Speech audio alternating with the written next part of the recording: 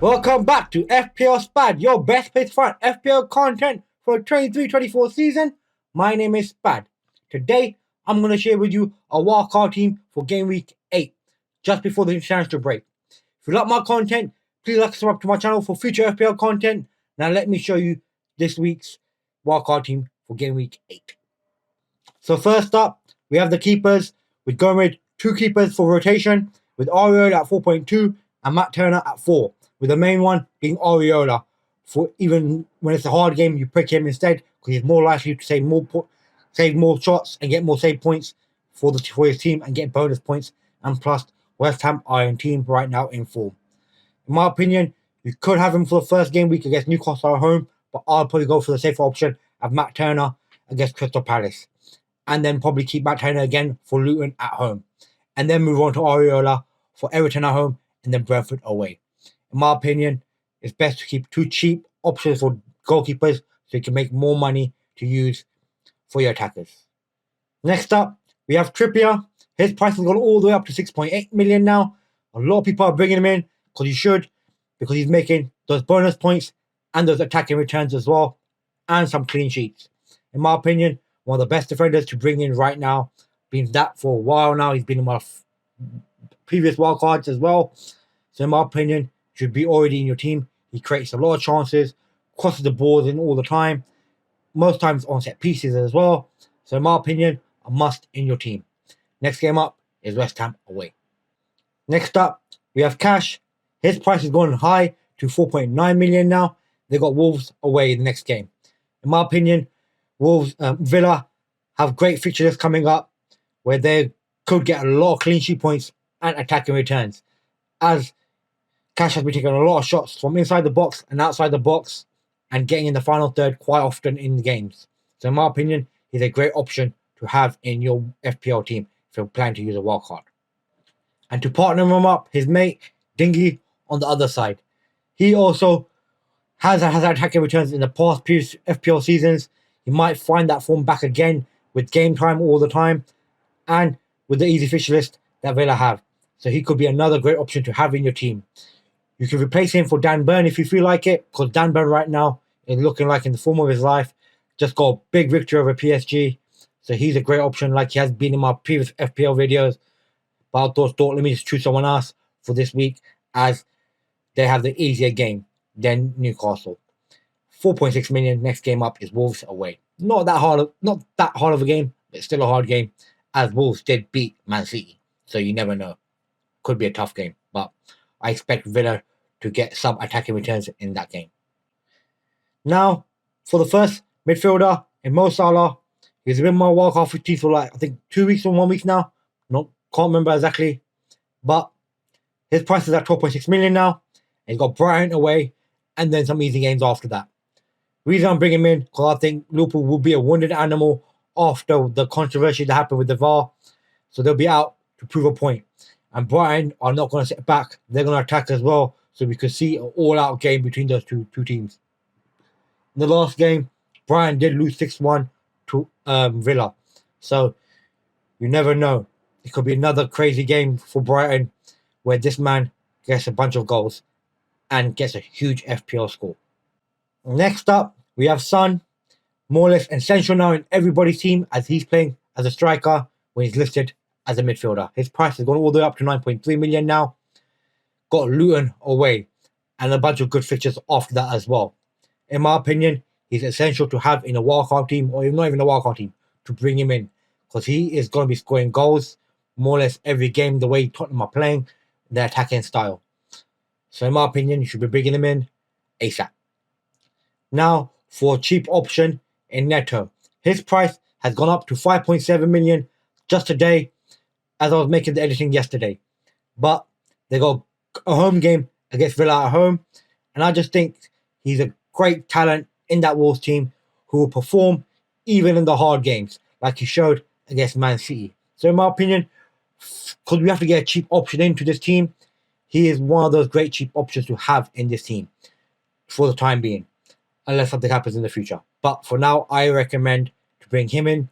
Most likely, I'll be bringing him in already. So he's a great option in my opinion.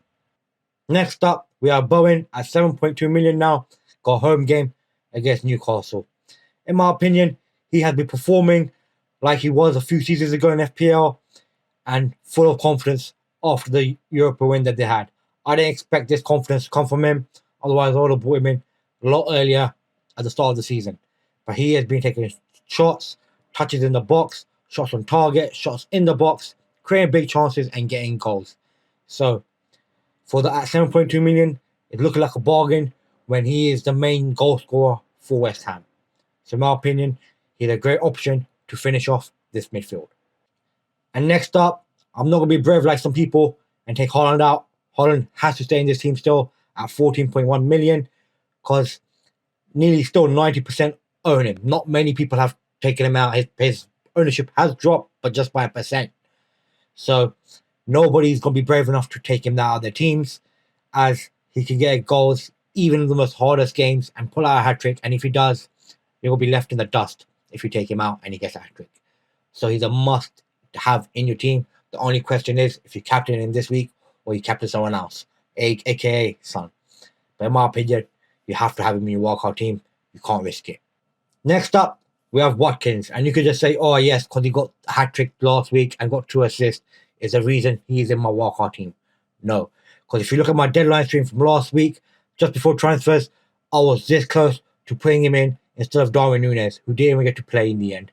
So, reason being I was wanting him in is because he's got such great fixture list lineup up in coming game weeks. The only reason I didn't bring him in last week is because they had a game against Brighton where I thought Brighton will give them a lot harder game than didn't expect him to get a hat-trick and 2 assists.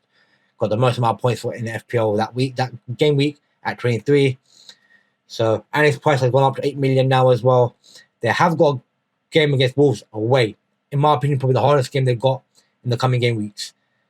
Because Wolves did beat Man City, so you can't count Wolves out as just an average team. They can pull out some results. They can defend. So in my opinion, you can bring him in right now before his price keeps jumping. But you could wait as well for 1-2 game weeks. But I recommend if you're playing your wildcard to bring him in this game week. And to finish off this striking force, we have Julian Alvarez, who I highly rate.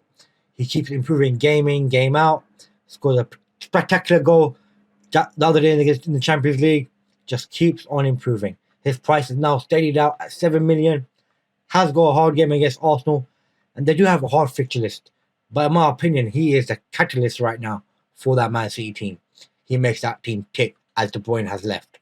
He creates chances, gets goals, and has a good partnership developing with Haaland, where both of them are playing off each other and making runs off each other. So in my opinion, he's a must-have in your team because he was cheap before, but he's still cheap now, but he was cheaper before. So if you still got him in your team, keep him in your team. If you don't have him in your team, bring him in ASAP. Now for the bench, quick ones. Lamptey at 3.9 million and Taylor at 3.9 million. Lamptey might actually get game time as his spinning end is out. So you could play him in your first 3-man defense if you feel like it. But the 3 defenders I have, in my opinion, are way better and likely to score a lot more points as Brighton are playing Liverpool this week. And for the final midfielder, Pelestri for United, cheap 4.5 option, who's getting some game times at the moment. So his price might go up in the future. But for now, he's only in this team because he's one of the cheapest options for midfield. And he's getting some game time. So that can never hurt. Now let's review this wildcard team. In my opinion, the attack is solid. The only 2-3 things you might want to change is Neto or Bowen. You could choose some other players around the same price range, like Mbeumo. But Mbeumo, in my opinion, has lost a bit of spark with a lot of injuries that Brentford have suffered. Gordon was an option, but he's yellow carded for this game week, suspended for this game week, so you're not going to see him play. But maybe the next game week after, you could bring him in as a straight sub for Neto if you feel like it.